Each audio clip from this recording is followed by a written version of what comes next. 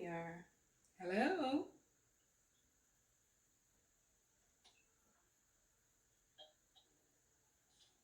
Hello. Okay, we're on the line with El Darcell, the author of the book When Shit Goes South. Yes. Yes, yes, yes. And we are very excited today to have her as our premier guest. And we love this book, and we are really going to suggest that everyone goes out and reads the book. And after we ask her a few questions, I'm sure you're going to want to go and read this book. Yes. But without further ado, she's a busy lady, so we're not going to keep her long. So we're going to get started with a few questions, and feel free to take your time answering in any way that you don't have to keep it G. You could keep it Right. If you throw an F bomb, or that's okay. That's okay. We just gonna put explicit on this and we keep will it mark moving. it as explicit.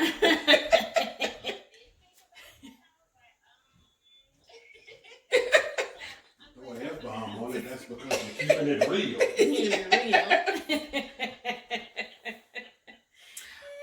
Okay, so we're going to get started. So our first question to you is, go ahead and can you tell us a little bit about your book? Sure. So my book is, well, first, let me just thank you guys, Angela and Anita, for having me on today. I'm super excited, and I appreciate you guys thinking of me for your return to two A's that can be B's. Yes. So, my book is about really like friendships and girlfriends and love and lies and secrets and heartbreak Yes. and more importantly, sex. Yes. Yes. Yes, it's definitely about sex. I said, hold on. I need to put a short sleeve shirt on. I gotta come out this sweater. It's hot. Oh, yes. Yeah, I think that if I reread it and I get a little hot myself and I wrote it, then I can only imagine what's happening to other people when they read it. Oh, it is good. And it is very descriptive. Yes. And that's what I like. I need that type of description in my type of books. Because, I like that. All of the juicy. Yes. I like all of that. Yes. I was like, wait. I had to look around and see if my mom was there. I was like, wait, make sure my mom was not around. I was hard on reading this stuff. Oh, it was good. Let your mama read it too. Yes, exactly. That's right. And she's 73, so. Oh, yes. Right, Oh, right. yes. And don't stop. You still feel sexual. It's still sexuality for us past the 40, 30, 40, 50, 60, and 70. Yes. Yes. Oh, okay. All right. So, what inspired you to write this book and writing in general? Well, I started just like dabbling in writing with like a little bit of poetry, mainly just for myself in a way to express my feelings, like, particularly around relationships. Like, so if I was mad about something, I would write about it. If I, was happy about something, I would write about it. And I would say like the only time that I penned something that it was a relationship based, but it was more friendship based. I wrote a piece called "The Strength of a Woman," and it kind of starts with the strength of a woman never shows on her face, but springs into action anytime or place. And as women, that's what we do. Like we are strong in so many ways that we hold it all together. We try not to let people see us break down. But there are times when that is going to happen. But women in general are strong. We birth as babies, for goodness sake. Exactly. Yes. Exactly. We bringing whole new beings into existence. Exactly. Yeah. Exactly. So when I started thinking about writing the book, it was primarily probably because some shit done happened in a relationship that I was mad about. And so I was like, I'm going to sit down and I would just start writing and just see where it takes me. And that's where it went. It just kind of went from there. Oh, okay. So did you always want to start writing a book? Like in general, was that always something you just wanted to do? Or did you one day ever think that you would be, birthing a novel at all? Or did you ever think that would happen? No, actually, I had no plan to write a book. And to say that, let me just say that it took me 9 years. Yes. Wow. Because I would start and I would stop and I would start and I would stop. And then ironically, I'm in Phoenix today. And I came to Phoenix maybe 4 years ago, and I was like, I'm going to finish writing this book. And I did. I came to Phoenix, I finished the book. And then more years passed that it just sat, and I did nothing with it. Mm-hmm. So it was just kind of like one of my friends was like, listen, you done wrote this book, you need to put it out. Quit Yeah. playing around. Yeah. And it's all about procrastination. I was procrastinating and doubting myself. Yes, that's what we do. And and I was like, Yes. I'm gonna just go for it. I'm gonna just do it. And now I'm excited that I've done it. Yes. Oh, because it's good. It's good. For your first one. It is really, really good. It and it stands up there. It Yes. doesn't even feel like a first one because I read a lot. I'm a reader. I Mhm. love books. So it stood up against the big names like a Zane or whatever like that. Mhm. I was engulfed in it. I was like, oh yes, I could do this. Oh yes, I can. I'm feeling I'm feeling these characters. I'm feeling this. And I'm one of those people, like, if you get me in the first chapter, I'm good. But if I have to struggle within that first chapter, it takes me a while to read a book. Mhm. But with yours, it was like, whoa! I texted Anita. I said, "Girl, I'll be done with this in a minute." I said, "Oh, hold up, this is really good." It is, and I was like, it doesn't even feel like a first book, because I've read first time authors before because I like to give people a chance that wouldn't get that commercial audience. So I seek out people. When I go to read, I seek out books of people that really don't have the popularity. So it doesn't feel like that. Cool. So, I appreciate that. Yeah, it's really good. So what do you think you learned when writing the book? What did you think you've learned during this journey? Well, one, I learned that I have a very vivid sexual imagination. Oh, yes. Because, some of the things in the book, and, when I had a gathering and I said one part of the book and I said, oh, that part right there, that's fact. That really happened. But, I just learned that I could explore my mind sexually. But I also learned that you have to kind of step out of your comfort zone, and you also have to take accountability for what you're doing. So, like in the editing phase, I hated the editing phase. So I hired somebody, but when you read it over and over and over again, your mind automatically reads what you think that it should say. And when I went back and read it myself, I was like, "Ooh, I missed that. Ooh, I missed that. Ooh, I missed that." And I can't put it all on the editor because I too should have been as diligent as well. Oh, okay. Going back and it wasn't like super glaring stuff. There were a few things, but for the most part, I was like, I done misspelled her name wrong. Just little things like that. So I think in the learning process, you have to be as involved in every single process of it, from the writing to the editing to all of it. Oh, okay. Well, that's good. And that sometimes can make you want to stop when you see how overwhelming it can be. Yeah. Right. Okay. So Latrice, Darsell. Oops. See, that's fine. Okay, and identities, be safe. I don't know. And this goes into the next question.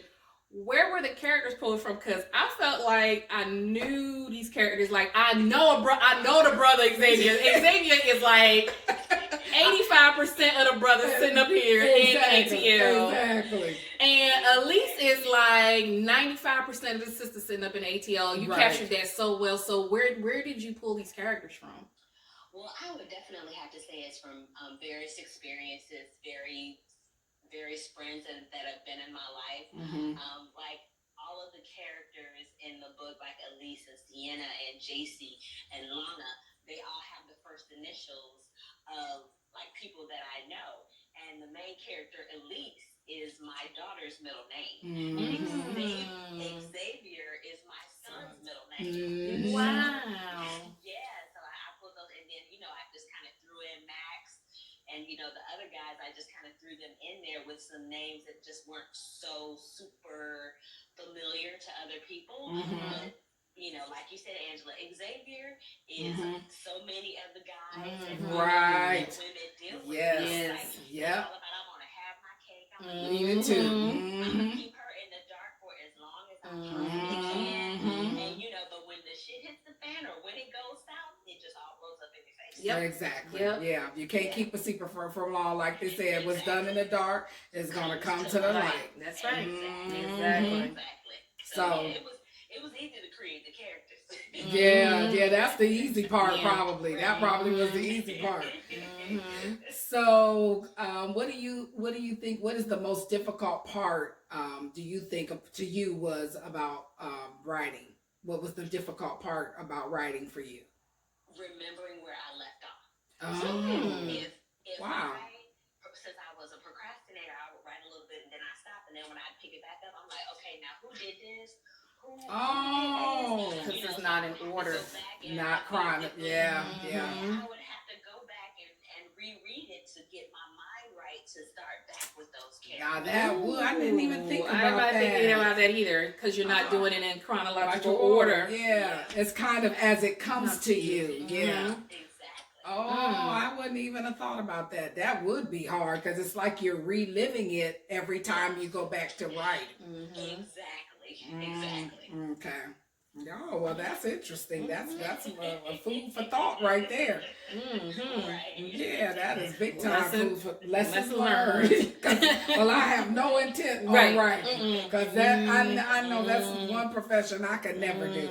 It would take me 20 years. Yeah, that's true. You're right. I'm sure I have some things in my life that I could write about, but I may have to, protect the innocent. Right. Because I'll be like, that cat's name is. Yeah, exactly.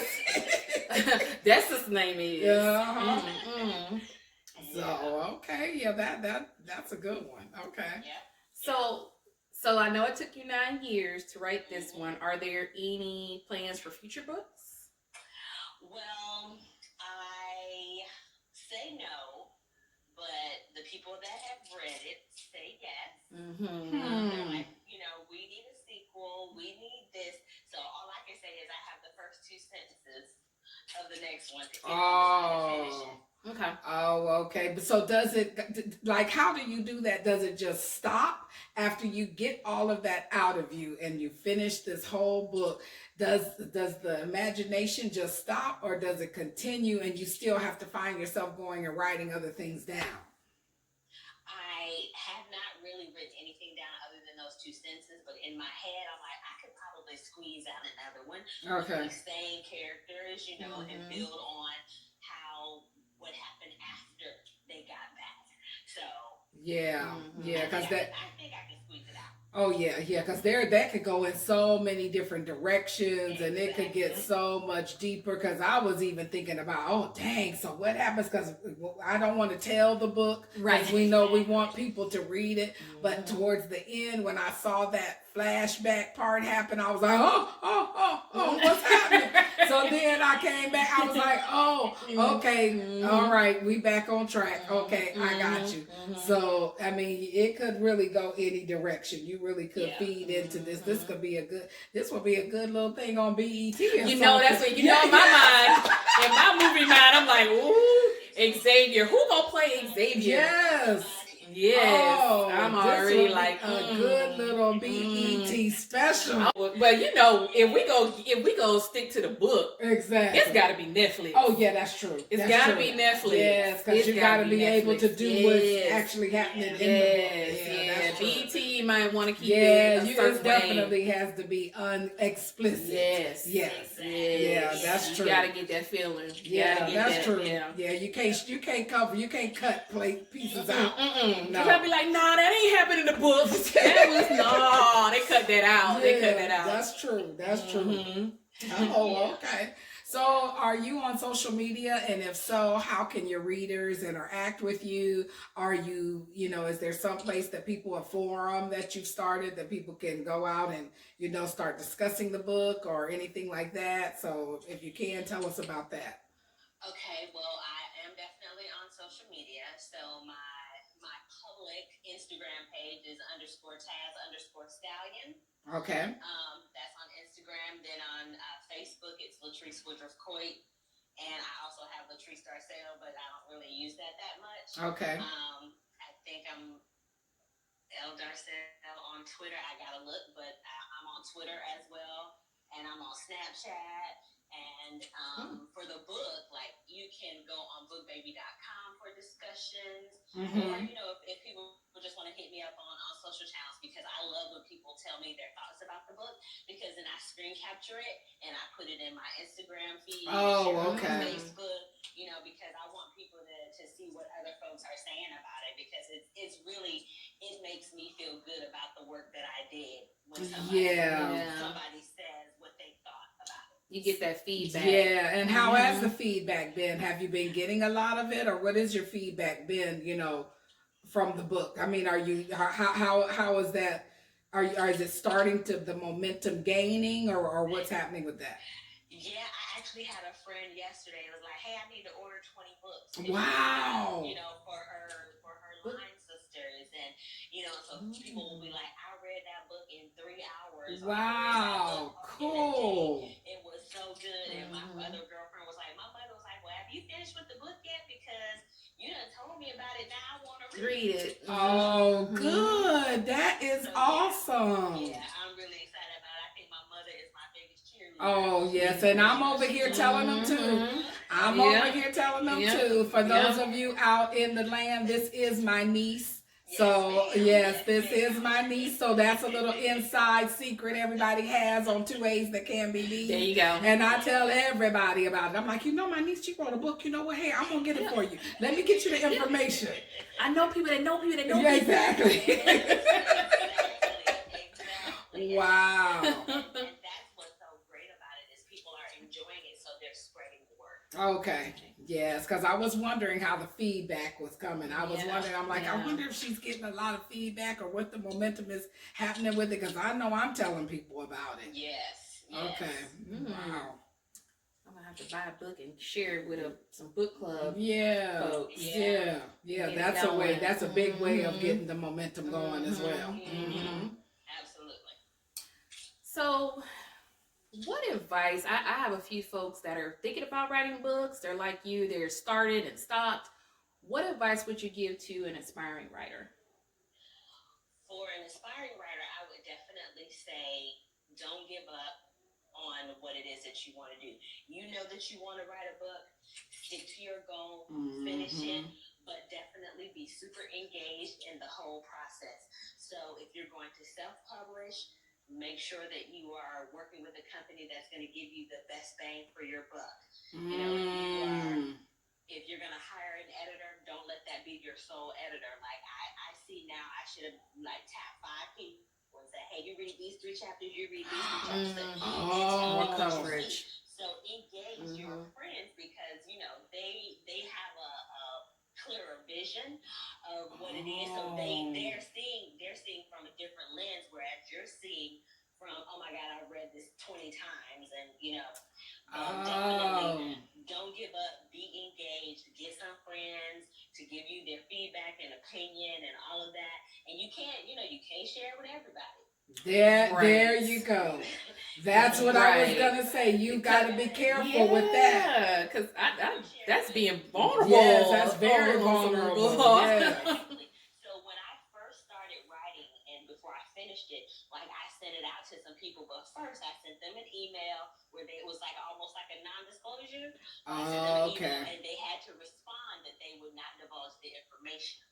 Okay. So, as far as I was concerned, that's binding because it's in writing. Exactly. It would hold up in court. Yeah, it would hold up in court. Exactly. So, that was, I was like, I'm going to share it with a few people. Y'all tell me what you think, and then I'll go from there.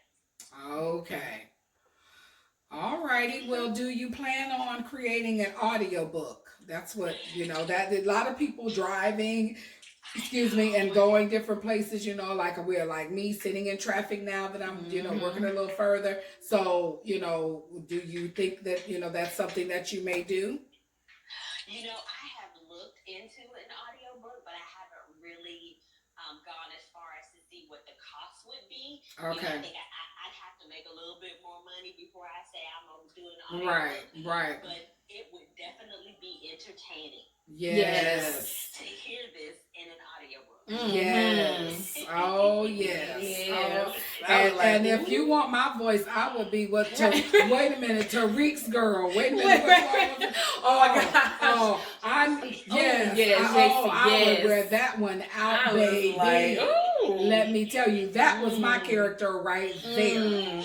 In my mind, I was like, that sounds like Taraji. Like, I feel like Taraji could just play that part. Get it. She would just get it. Yeah. Oh my gosh. That voice, I'll be like, oh yes, honey. I would get that real good right there. Yes. That is hilarious. You know, and I love Omari Hardwick. I was like, he ain't tall enough, but he sure could be Xavier. Yes, he could. He could. Well, I was trying in my head when I was thinking about actors. We were like, no, he's got to be tall. I was like, Omari Hardwick. I was like, nah. And I was thinking Cujo.